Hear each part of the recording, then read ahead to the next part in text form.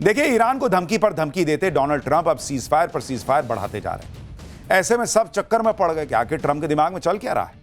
आज इसका बड़ा राज खुल गया, जिसके बारे में आपको बताऊंगा। आपको यह भी बताऊंगा कि कैसे ईरान को धमकाते ट्रंप का खुद का काउंटडाउन शुरू हो चुका है। सिर्फ 7 दिन बचे हैं ट्रंप के पास। ऐसा क्या होने वाला है 7 दिन बाद कि ट्रंप को बहुत बड़ा झटका लग जाएगा? अगर 7 दिन में सब कुछ ठीक नहीं हुआ तो ट्रंप के साथ क्या कांड हो जाएगा? क्या ट्रंप की सारी पावर खत्म होने वाली है? क्योंकि अभी तो ट्रंप ऐसा दिखा रहे हैं कि जैसे सारी पावर लेकर बैठे हैं। ट्रंप ने आज एक ऐसा दावा कर दिया जो किसी को हजम नहीं हुआ। ट्रंप ने कहा कि ईरान हॉर्मुज खोलने के लिए तैयार है, लेकिन अब ट्रंप ही नहीं चाहते कि हॉर्मुज खुले।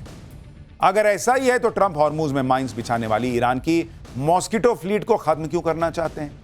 ट्रंप ने यह ऑर्डर क्यों दे दिया कि ईरान की मॉस्किटो फ्लीट जहां भी दिख जाए उसको उड़ा दो, उस पर सवार सैनिकों को गोली मार दो? आज आपको इसके बारे में भी बताऊंगा। लेकिन ट्रंप के सामने कौन सा संकट आके खड़ा हो गया है? देखिए, फरवरी में जब अमेरिका ने ईरान पर हमला बोला था तब कहा था कि ईरान को 4 हफ्ते में निपटा देंगे। लेकिन ये सब देखते देखते करते करते युद्ध के 56 दिन तो बीत चुके हैं। अमेरिका को अब तक वो हासिल नहीं हो सका जिसके लिए वो ईरान को जलाने निकला। और पहले तो यही नहीं पता कि जलाने निकला क्यों था। मतलब अमेरिका अभी तक ना युद्ध जीत पाया है, ना ही उसके हाथ वो 400 किलो यूरेनियम लगा जिसके पाने के लिए ट्रंप पूरी ताकत लगा रहे हैं। और अब लग रहा है कि ट्रंप ईरान में से कुछ भी हासिल नहीं कर पाएंगे और युद्ध को बीच में ही छोड़कर ट्रंप को सेना वापस बुलानी पड़ेगी। सोचिए, अगर ऐसा हो जाएगा तो ट्रंप की कितनी भद पिटेगी। ट्रंप के सामने यह नौबत अमेरिका के कानून की वजह से आने वाली है, जिसका नाम है वॉर पावर्स रेजोल्यूशन। इस कानून के बारे में आपको बताऊंगा, लेकिन पहले देखिए कि ट्रंप के आदेश पर अमेरिकी सेना ने 28 फरवरी को ईरान पर हमला बोला था और इस हमले की जानकारी ट्रंप ने 2 मार्च को संसद को दी थी। इस हिसाब से 1 मई को युद्ध के 60 दिन पूरे हो रहे हैं। इसलिए ट्रंप के लिए 1 मई की तारीख बहुत अहम हो गई। एक तरफ ट्रंप पर जंग जारी रखने का दबाव है, दूसरी तरफ 1 मई की कानूनी डेडलाइन है। अगर ट्रंप को 1 मई से पहले अमेरिकी संसद से युद्ध जारी रखने की मंजूरी नहीं मिली तो उनकी फजीहत होगी। ट्रंप को हर हाल में ईरान से सेना वापस बुलानी पड़ेगी, क्योंकि अमेरिका में 1973 में युद्ध को लेकर वॉर पावर्स रेजोल्यूशन नाम का एक कानून पारित हुआ था। इस कानून के मुताबिक राष्ट्रपति संसद यानी कांग्रेस की मंजूरी के बिना 60 दिन तक ही अपनी सेना को युद्ध में रख सकते हैं। अगर उन्हें इससे ज्यादा समय तक सेना को युद्ध में झोंके रखना है तो संसद से मंजूरी लेनी पड़ेगी। ऐसे में अब ट्रंप के पास 2 ही रास्ते हैं। पहला यह कि वो संसद से युद्ध जारी रखने की मंजूरी लें 1 मई को, और दूसरा रास्ता यह कि वो युद्ध खत्म करें और अपनी सेना वापस बुला लें। अभी तक ट्रंप की पार्टी के सभी सांसद एकजुट होकर युद्ध का समर्थन कर रहे थे, लेकिन अब कुछ सांसदों के सुर बदलने लगे। यूटा के सीनेटर जॉन कर्टिस ने साफ कह दिया है कि 60 दिनों के बाद वो बिना संसदीय मंजूरी के सैन्य कार्रवाई का समर्थन नहीं करेंगे। हाउस फॉरेन अफेयर्स कमेटी के अध्यक्ष ब्रायन मास्ट ने भी चेतावनी दी है कि 1 मई के बाद वोटिंग का समीकरण बदल सकता है। और यही ट्रंप के लिए चिंता की बात है, क्योंकि अभी तक ट्रंप मनमाने तरीके से फैसले ले रहे थे। अगर अमेरिकी संसद ने युद्ध की मंजूरी नहीं दी तो ट्रंप को 1 महीने के अंदर सेना को वापस बुलाना पड़ेगा, और इस 1 महीने में अमेरिकी सेना को ईरान पर हमला करने की परमिशन नहीं होगी। यानी ये 30 दिनों का टाइम सिर्फ सेना के पैकअप के लिए होगा। और डोनाल्ड ट्रंप के लिए सिर्फ 7 दिन बचे हैं 1 मई आने में।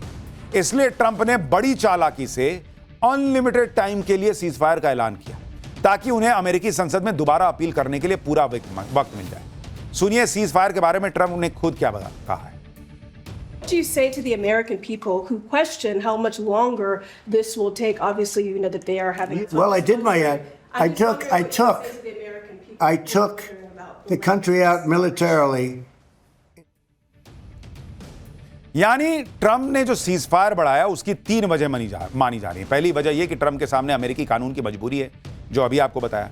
दूसरी वजह अमेरिका में 6 महीने बाद यानी नवंबर में होने वाला मिड टर्म चुनाव है। ट्रंप के लिए इस चुनाव में जीतना बहुत जरूरी है। अभी ये देखिए कि अमेरिका में जो माहौल है वो ट्रंप के फेवर में तो दिख नहीं रहा, क्योंकि ईरान के खिलाफ युद्ध छिड़ने के बाद अमेरिका में ट्रंप की अप्रूवल रेटिंग में जबरदस्त गिरावट आ चुकी है। हालिया सर्वे में ट्रंप की रेटिंग करीब 35% हो गई, जो उनके लिए बड़ा झटका है। ऐसा इसलिए हुआ क्योंकि अमेरिका के लोग पहले से ही किसी युद्ध के खिलाफ थे। ट्रंप ने भी चुनाव में यही लॉलीपॉप दिया था कि वो कोई नया युद्ध शुरू नहीं करेंगे, लेकिन उन्होंने किया। इसलिए अमेरिका का एक तबका ट्रंप से बेहद नाराज है और ये नाराजगी मिड टर्म के चुनाव में ट्रंप के खिलाफ जा सकती है। ऊपर से हुआ यह कि ईरान पर हमला बोलने की वजह से आम अमेरिकियों को महंगाई की मार झेलनी पड़ रही है। अमेरिका में तेल गैस की कीमतें बढ़ गई हैं, तो ये सब अलग ट्रंप के लिए एक चुनौती बना हुआ है। तो 6 महीने के बाद का संकट है सो अलग। ट्रंप ईरान पर डील करने के लिए दम भर दबाव डाल रहे हैं, सीजफायर बढ़ाने का फैसला कर रहे हैं। लेकिन ट्रंप ने जो सीजफायर किया है उसकी एक बड़ी वजह यह भी है कि ट्रंप जो है वो ये जानते हैं कि अगर ये सीजफायर चलता रहा तो वो संसद को यह भी कह सकते हैं कि भाई देखो 1 महीना तो पूरा 60 दिन तो पूरा युद्ध चला नहीं, बीच में तो युद्ध रुक गया, तो वो 60 दिन हुए नहीं है, इसलिए मुझे संसद से परमिशन लेने की जरूरत नहीं है, क्योंकि वहां नंबर उनके साथ है नहीं। और ऐसा काम बराक ओबामा एक बार कर चुके हैं। तो वहीं से डोनाल्ड ट्रंप ने शायद क्लू लिया है और इसीलिए जानबूझ के सीज फायर किया है कि एक कंटिन्यूटी में 60 दिन न दिखे युद्ध का, फिर बिना संसद के काम चलाएंगे। तो बहुत अभी इसमें पेंच है। इधर मोदी उधर अमित शाह, दोनों ने आज वो दावा ठोक दिया जो ममता को परेशान कर देगा। क्या बंगाल में दूसरे राउंड की वोटिंग के पहले क्या गजब हो रहा है, अब इसका चैप्टर। बंगाल में पहले चरण में बंपर वोटिंग को बीजेपी और टीएमसी अपने अपने हिसाब से देख रहे हैं। अब सबकी नजर दूसरे चरण पर है, जब 142 सीटों के लिए मतदान होगा, और इसके लिए बीजेपी और टीएमसी पूरी ताकत लगा रहे हैं। पीएम मोदी 2 दिन से बंगाल में, अमित शाह लगातार वहां चुनाव मॉनिटर कर रहे हैं। पहले दौर की बंपर वोटिंग के बाद अब बयानों और दावों का दौर शुरू हो गया है। अमित शाह कह रहे हैं कि पहले दौर में बीजेपी 110 सीट जीत रही है। टीएमसी दावा कर रही है कि कुछ बोल रहे हैं, पहले दौर में टीएमसी 125 से ज्यादा सीटें जीत रही है।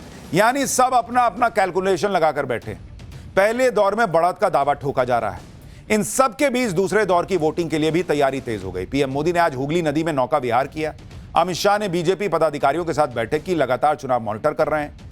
वहीं ममता बनर्जी पदयात्रा कर रही हैं, यानी बंगाल का घमासान और तेज हो गया है। ममता बनर्जी बंगाल चुनाव में जीत के बाद दिल्ली को टारगेट करने की बातें कहने लगी हैं। कह रही हैं कि दिल्ली में बीजेपी का विनाश तय है। दूसरी तरफ पीएम मोदी ने कहा कि बंगाल में ममता बनर्जी की विदाई तय हो गई। कुल मिलाकर पहले चरण की बंपर वोटिंग के बाद बंगाल में बंपर एक्शन देखने को मिल रहा है। बंगाल चुनाव से जुड़ी एक एक खबर आपको बताऊंगा, किसका दावा कितना सच्चा, इस पर भी बात होगी, लेकिन पहले एक झलक देखिए।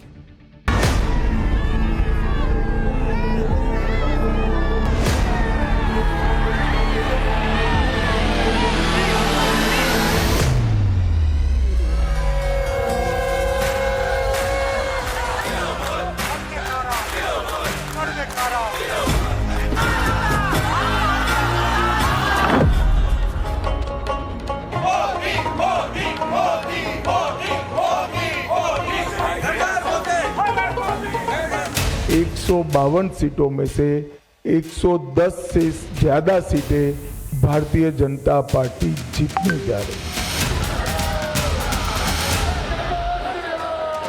আমি চেয়ার চাই না, কিন্তু আমি চাই দিল্লিতে বিজেপির বিনাশ। বাংলায় তো বিনাশ হবেও, দিল্লি থেকেও বিজেপি हटाते হবে। टीएमसी के गुंडों को बंगाल में छिपने की जगह नहीं मिलेगी। मुझे तो सुनामी दिख रही है भाई। बीजेपी की विजय का शंखनाद कर दिया है। देखिए, पहले राउंड की बंपर वोटिंग के बाद बीजेपी बहुत कॉन्फिडेंट है। गृह मंत्री अमित शाह ने पहले चरण के मतदान के बाद बड़ा दावा ठोक दिया। अमित शाह ने कहा कि बीजेपी जो पहले राउंड में 152 सीटों पर वोट पड़े हैं, उसमें से 110 से ज्यादा सीटें जीतने वाली। बंगाल से दीदी जाने वाली हैं, बीजेपी आने वाली है। अमित शाह दावा ठोक रहे हैं, बकायदा प्रेस कॉन्फ्रेंस करके दावा ठोक रहे हैं। सुनिए एक बार उनको। और मैं स्पष्ट रूप से आपको बताना चाहता हूं, 152 सीटों में से 110 से ज्यादा सीटें भारतीय जनता पार्टी जीतने जा रही है। इसका मतलब है कि दूसरे चुनाव चरण को मिलाकर हम प्रचंड बहुमत के साथ बंगाल में शुद्ध रूप से भारतीय जनता पार्टी की सरकार बनाने वाले हैं। नरेंद्र मोदी जी के नेतृत्व में भारत के विकास की जो यात्रा चल रही है, उसमें बंगाल के प्रथम चरण के मतदाताओं ने स्पष्ट कर दिया है कि बंगाल भी उसमें जुड़ने जा रहा है, कि दीदी जाने वाली है और भाजपा आने वाली है। भय जाने वाला है और भरोसा आने वाला है।